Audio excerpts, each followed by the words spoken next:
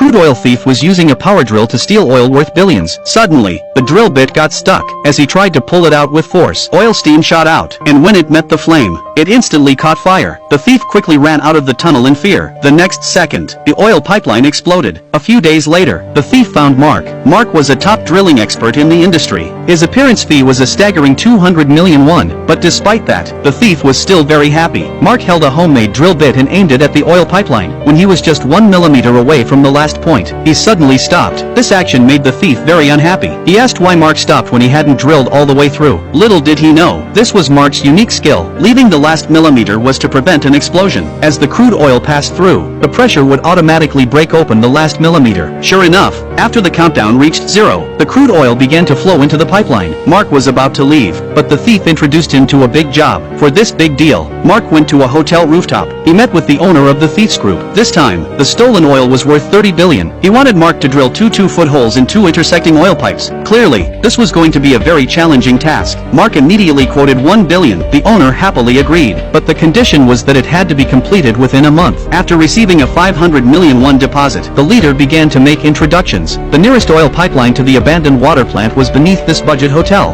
and the owner had already bought it. He also helped Mark find a few teammates. One was a pipeline expert. He had worked in construction for 30 years and was very familiar with underground pipeline layouts. Another was a welder. He had been a senior technician at a shipyard, and the last was a digger. He used to be the leader of a coal mine rescue team. Finally, there was Hyojin. She was responsible for monitoring the situation from the hotel front desk. Soon, they entered the underground. They just had to break through this wall, and then dig 50 meters to reach the oil pipeline. Once the route was confirmed, Jack grabbed the hammer and started digging. Before long, they had dug a 5-meter tunnel.